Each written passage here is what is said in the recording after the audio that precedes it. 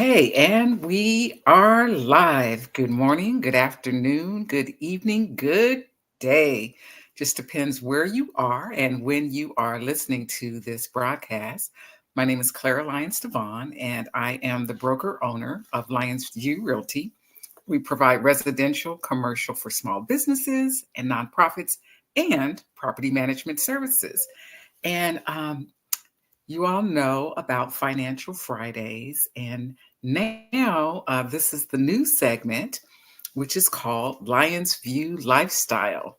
And, people were asking, what is a Lions View lifestyle?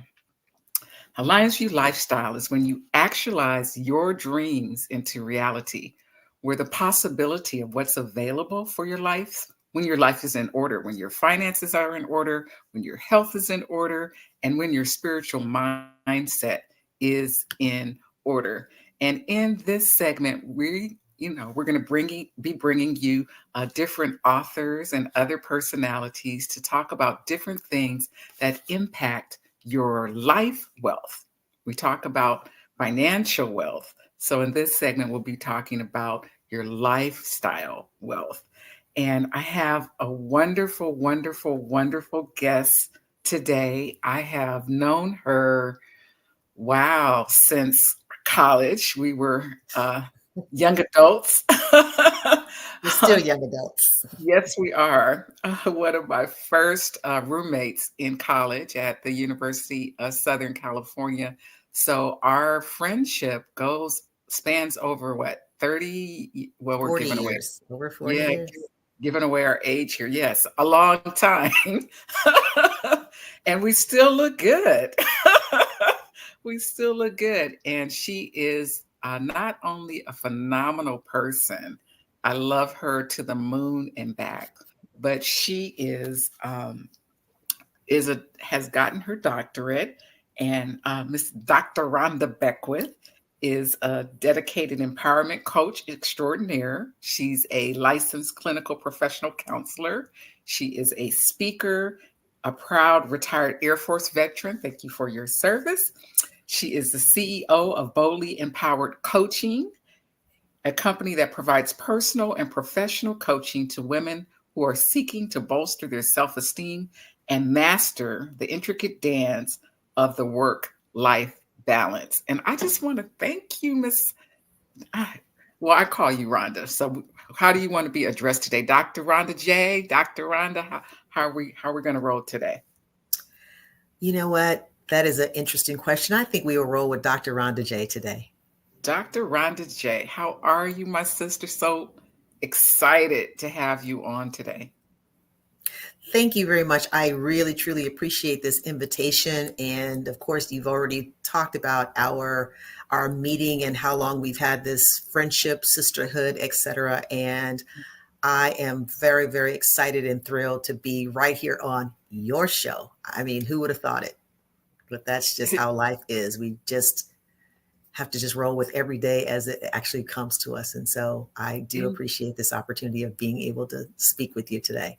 I am so, so proud of you. I really am. You have written this book, a comprehensive guide to elevating self-esteem. But before we jump into that, because we're going to be talking about the book today, I want you to tell people a little bit more about yourself and your journey to this point. Well, of course, obviously, having lived life, the story is quite long. So I'm going to give you the abbreviated version today. And as Clara said, we started, our college journey a very long time ago. And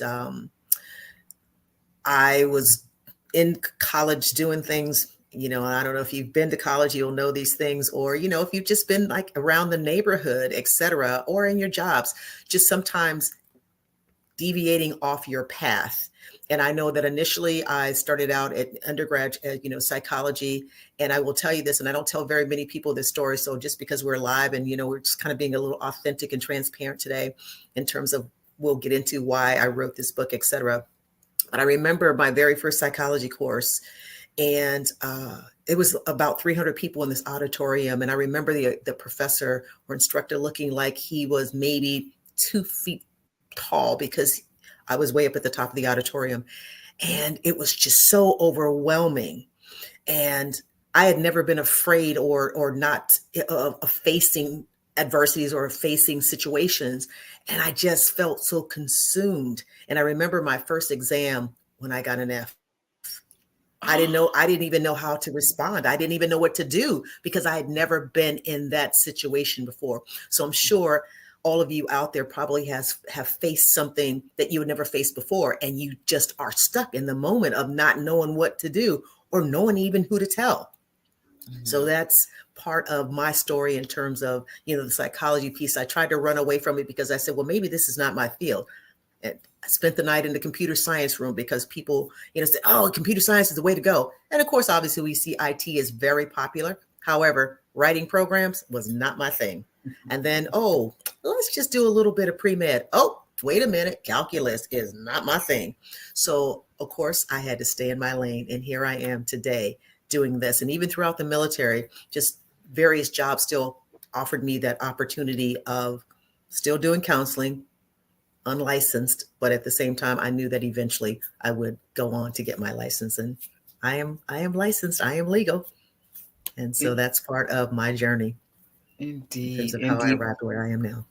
And then one of the things I did forget to mention, you are a phenomenal mom.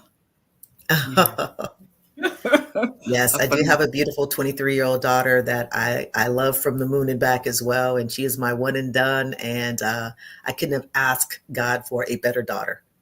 Indeed. Yeah. She is phenomenal, like her mom. So how did the book come about? Well, what inspired you to write the book? Interesting. I was writing a different book. There's a couple other books and starting projects and putting them to the side until you feel that urge to continue to write.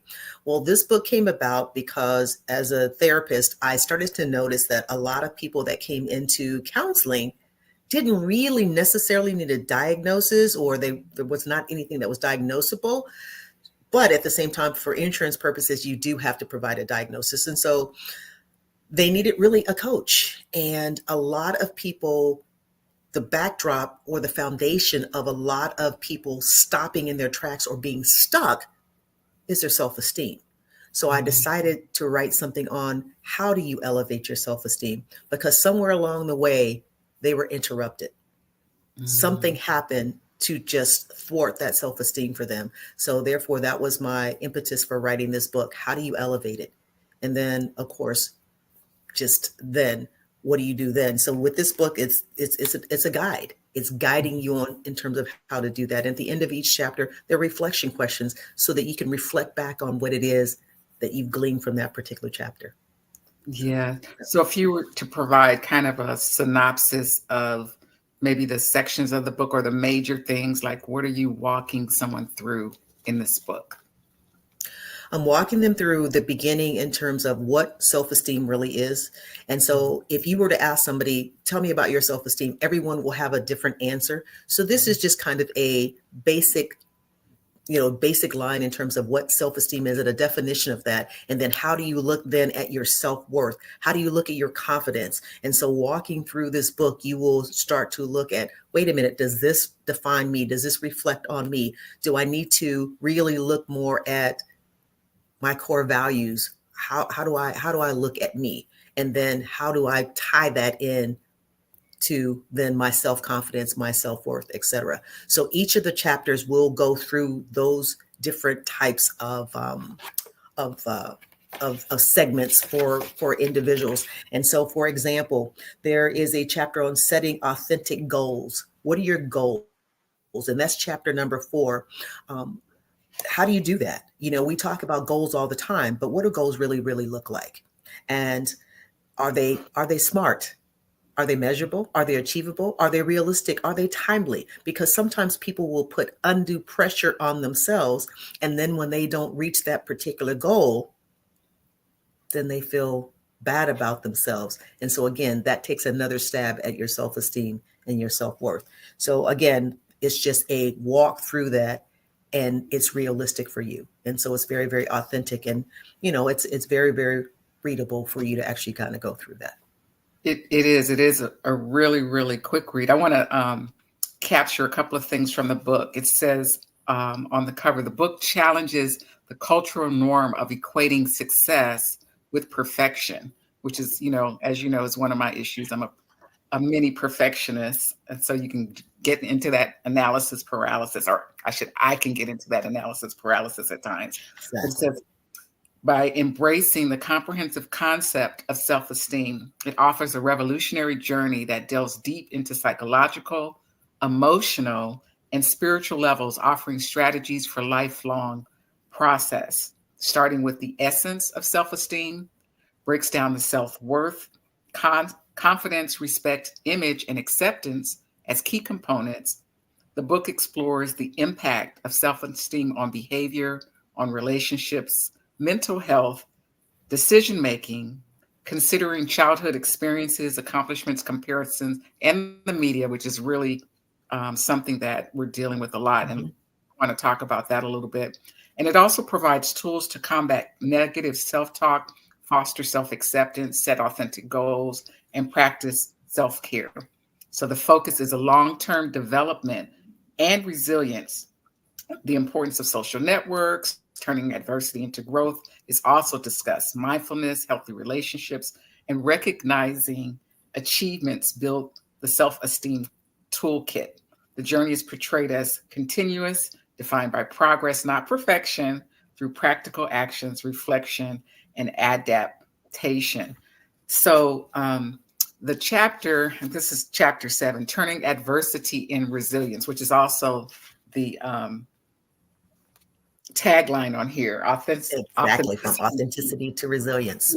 Absolutely. Yeah, overcoming challenges and building inner strength.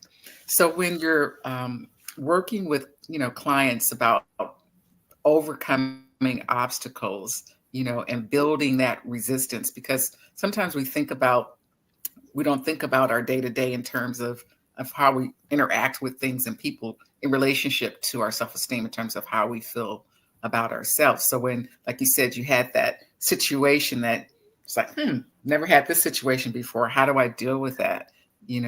What do you recommend, or how do you walk people through the process of overcoming the obstacles? Well, first of all, it comes down to, are you recognizing that there's something there? Because oftentimes people don't know what hit them. Like for me, I didn't know what hit me. So going through that whole entire process, what was your experience like? What are you feeling? What are you thinking? And so, of course, with people wanting to have that perfectionistic type of, I need to get this right, Mm-hmm. then of course, then you're beating yourself up. And so that's where that negative self-talk comes in at, because I mean, think about some of the names that you may have called yourself. And so as the audience out here, think about some of the things you may have said to yourself, just simple things. Oh man, I'm so stupid. I can't get anything right. So when you start to feed that into your system, that's some of the things that you start to believe. So anything that does not go right, you will lean toward that. Because if you think about it, a lot of times it's very easy to gravitate toward the negative. Even think about bad news. Bad news spreads so quickly, it's not even funny. Good news, not so fast.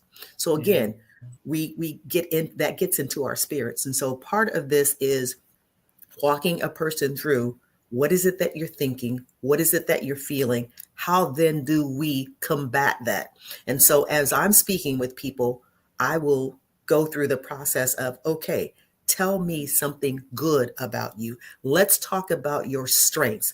And then as we're talking about those strengths, they begin to see a different picture of themselves. Oh, yes, I am good at this. Or yes, I do feel, oh, yeah. So then that start to then take over that negative self-talk so that they can actually look at themselves in a different light. So the lens start to change. And so through this book, it's going through those processes and those steps of, how do I look at myself through a more positive lens as opposed to the negative ones.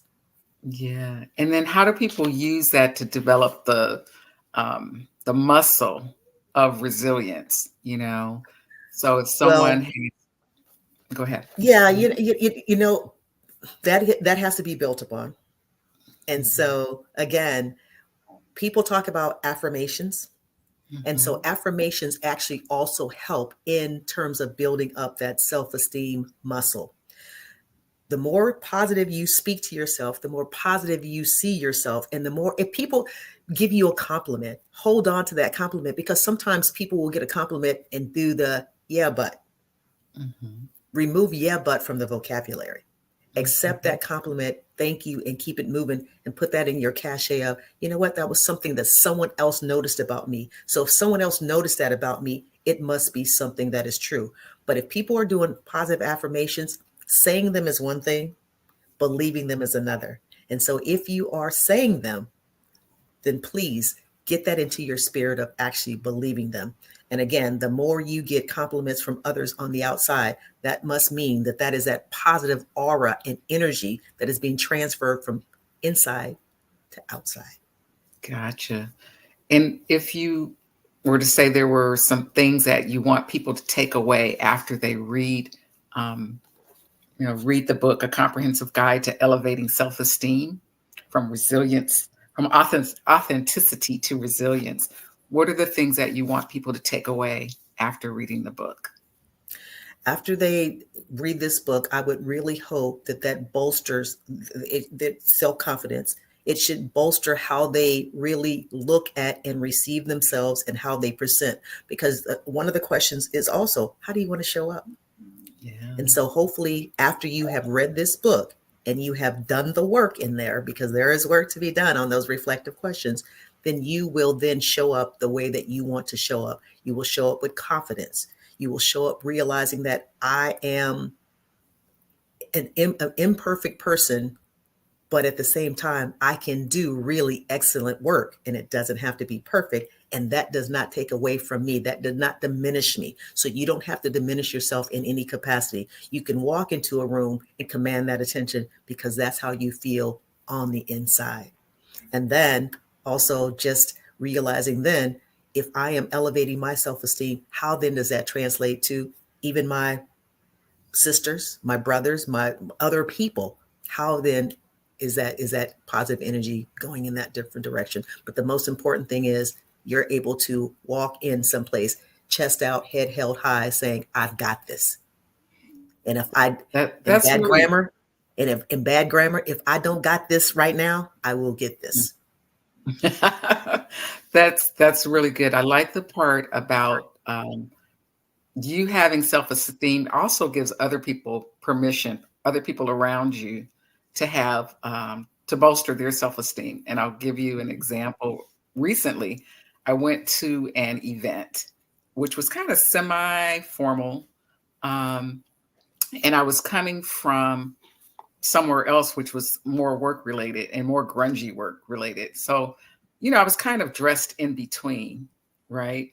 But I Mm-hmm. had committed to go to this event. I wanted to go, and I didn't have the time to go all the way back because it was far away and redress to go. So I just, went as I was, and I had on I call them my work boots. They're cute, but they're not stilettos.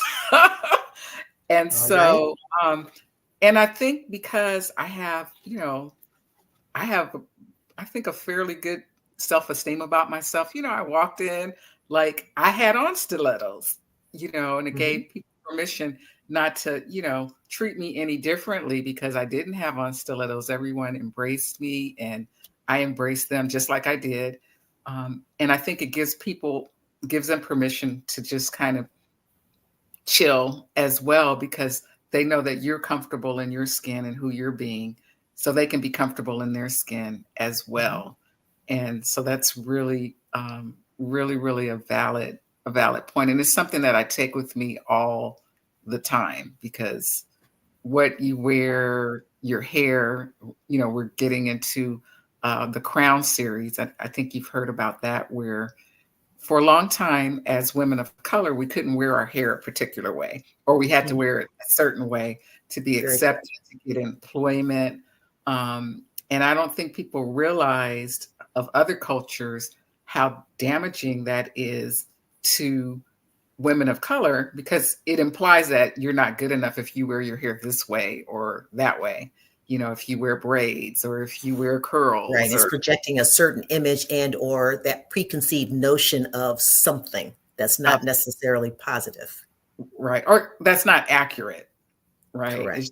It's just not accurate about the person. It's not a reflection of who they truly are and Right. what Or they what they're bring, capable of. right, or what they're capable of. So I think the Crown Act is a really powerful act that gives back power and self-esteem, having self-esteem got people of color through so many things, but it also, broke down a lot of things as well that, building up. So I think your work is very important.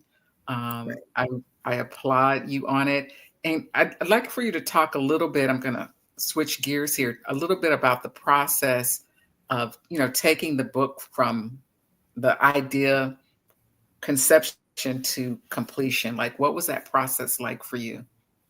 And did it Well, today, because we are so busy people. I mean, there's so many things that are going on in our world that, just takes our attention away. So part of that process again was doing some schedule blocking and being able to then dedicate that specific amount of time into writing the book and really not beating oneself up and saying, well, I didn't get this done today, or I this part of this process didn't happen. And so again, there's that perfectionistic piece of it. So again, if you schedule block out whatever those thoughts are that comes down. And one of the things that I was doing initially, and I was told not to do it, but that's a part of that other piece of me as well. I would write a chapter or I write a couple of paragraphs and then I go back and start editing. And so when you're Mm, starting to edit those chapters or edit those pieces, what does that do? That robs you of your progress. Write it out, spill it out. If you've ever had any kind of group work or anything like that, and you've had to do some brainstorming, just write down everything, spew it all out. You'll edit it later. And so that process then took me from, since I had already started it and had gone through some of this process, it was probably about a good year that this happened. But I mean, and I say good year because that's when I really got serious about wanting to write it. Because you can write notes and write chapters and write bits and pieces here and there throughout the years, and it yeah. doesn't materialize into anything. And what I didn't want to do is I didn't want to write a pamphlet because, now that Amazon is out and you can do all the self-publishing, which made things a lot easier now and etc. I did not want to just rush through something and just put out a pamphlet. I wanted to have something that was meaningful that someone could come back to and even feel confident. I like that. Confident enough to be able to recommend this to their daughters, recommend this to their sons, recommend this to anybody, because then they would have their own book. Because again, like I said, there's a piece in there that they can write in so that they can have their reflection, so they can go back and read this later. So I didn't want it to be their typical self-help book. I wanted it to be self-help, reflection, journal, etc., so that that's something that you would want to go back to and not just say, oh, well, this is just a regular old psychology book or a regular old self-help book. We'll just stick it over here in the corner. No, I really wanted people to want to work in it and really hold on to it and talk about it. And it's a book that people can talk about even in the book circles. So again, it started with schedule blocking and then realizing, let me get this all out on paper and go back and edit it later. So it is a process. And depending on what it is that as you as the audience are looking for, do you want a shorter book? Do you want a longer book? So you have to write until you feel like you've exhausted all of your ideas on that particular topic. And so Mm, it is that process. But I would say if you have children, you have significant others, etc., schedule blocking goes a long way in terms of making those things happen. If you need to go to that quiet space, and I know for me, fortunately, like I said, I have one daughter and she was away at college. So I did have the time to be able to dedicate to actually, writing. And sometimes people don't have that time. So if it's not 4 hours, it's 2 hours, or first thing in the morning, get up, jot down some things, and then when you can, then put it all together. And so 1 + 1 = 2, 2 + 2 = 4, and so on and so on. And next thing you know, your book is written.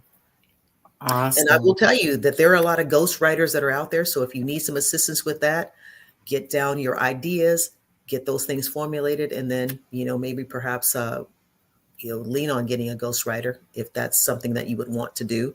But just make sure that whomsoever that person is still are capturing the essence of what it is that you want to really say and not Mm. taking away from your idea. Indeed, indeed. Those are really, really valid points for our authors out there, because this section is really for people who have chosen to be authors. And I think there's so much inside that people want to get out, that would be a blessing to other people. And I love your book, one, because it's bite sized. The information is in bite sized chunks so you can get it, grasp it. You hit the points on the head. And like you said, you give them an opportunity to reflect on those points. And two, I love your cover.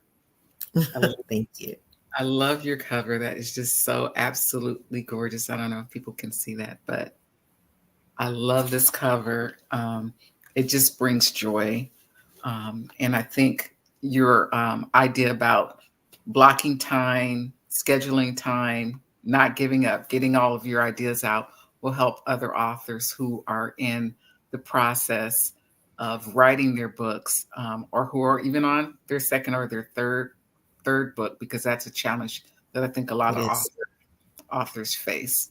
Yeah, yeah, for sure, for sure. I know for myself, I really have to shut everything down, like turn off my phone when I'm writing, and also not, you know, I go back and want to Of edit.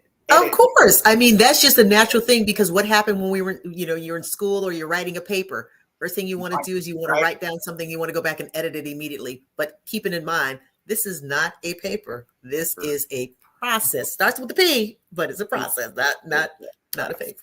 For sure, for sure. So how can people get the book? Well, fortunately, yay, it is actually out there on Amazon right now.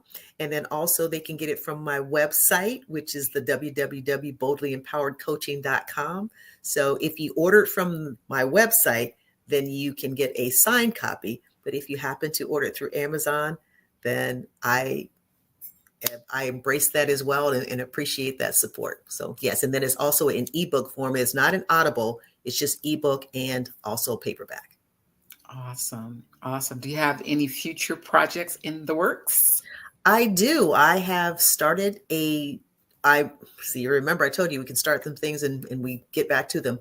So I have decided now to get back to another book that I had started writing. And I'm really hoping to have that book finished. I'm giving myself a SMART goal to have that book finished by the summertime. And Awesome. if not sooner, since it's already started, I just need to go back and just make sure that I have captured all the information that I want to capture on. And it's a totally different spin, but Mhm. I will just kind of give you a little snippet. And that is, in life, we go through a lot of different things. We make a lot of different decisions. And sometimes those decisions may not be the best decisions for us, but Mhm. that does not have to define us. And so Indeed. again, leaning on to what it is that you know and realize today is today. Take care of today because tomorrow will take care of itself because yesterday is already gone. So just make a better choice or a better decision if that one wasn't a good one. Indeed. Indeed.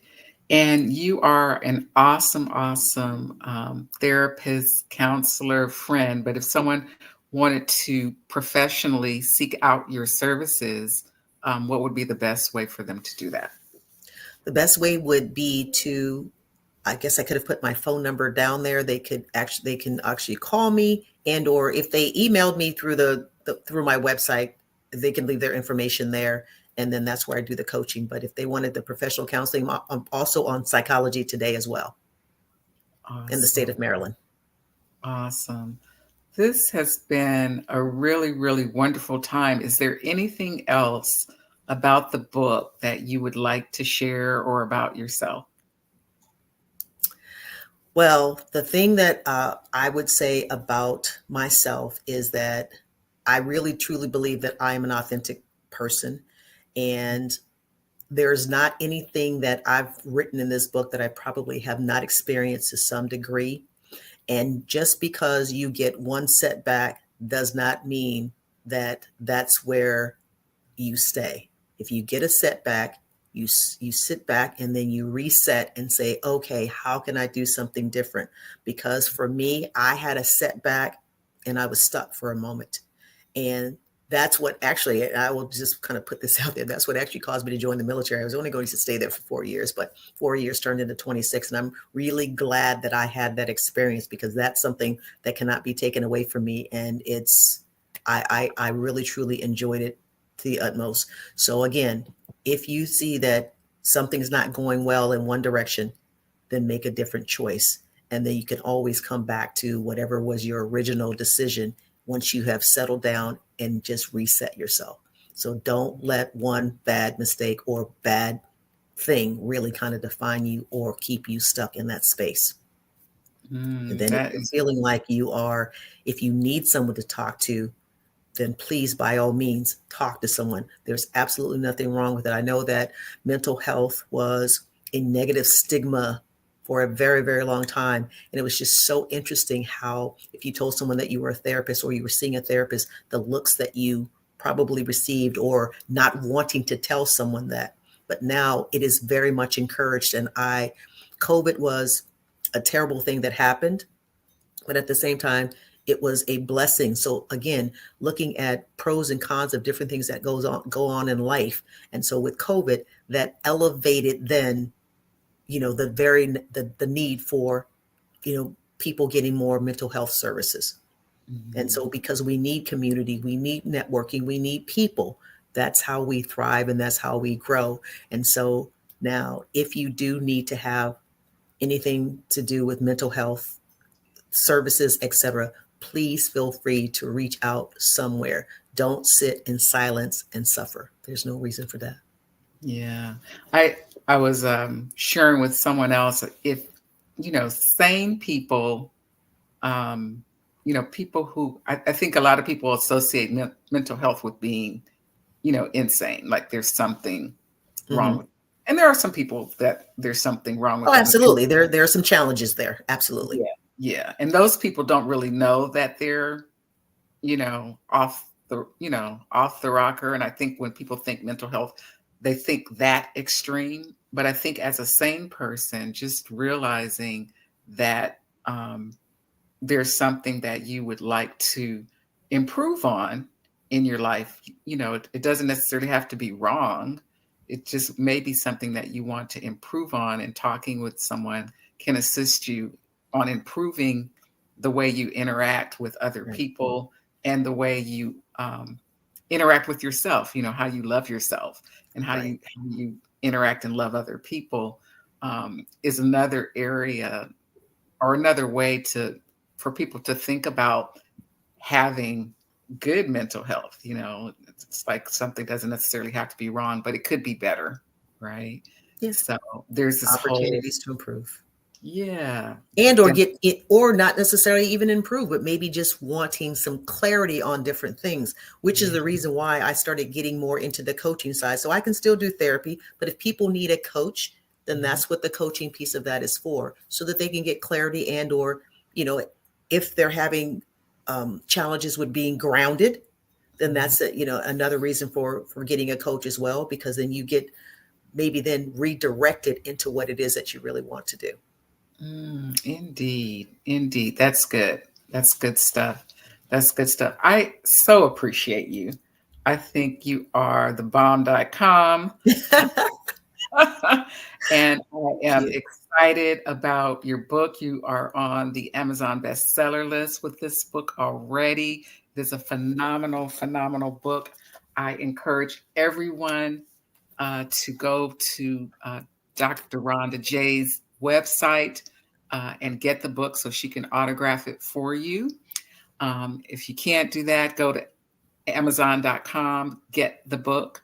She's also on Facebook every morning. Her bright, beautiful smile. She's giving words of encouragement to everyone. So check her out there as well. I love you, sister. I I love you appreciate as well. you.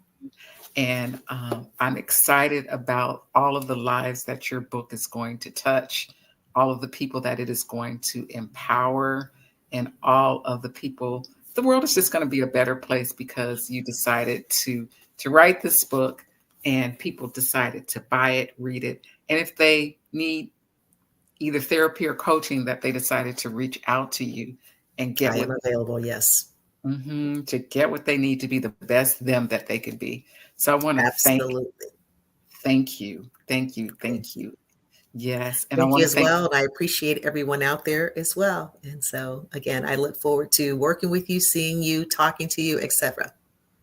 indeed, indeed. So on the Financial Fridays portion is scheduled on Fridays at 9:30 a.m. Eastern Standard Time, and that piece is where you can get resources, information on tips on how to live your best life. But for everyone who is looking to have a Lion's View lifestyle, where you actualize your dreams into reality, where that possibility of what's available when your life is in order, when your finances are in order, your health is in order, and your spiritual mindset are in order, help you live your best life. So keep living your best life, and we'll see you on the next broadcast. Bye. Thanks. Goodbye. Love you.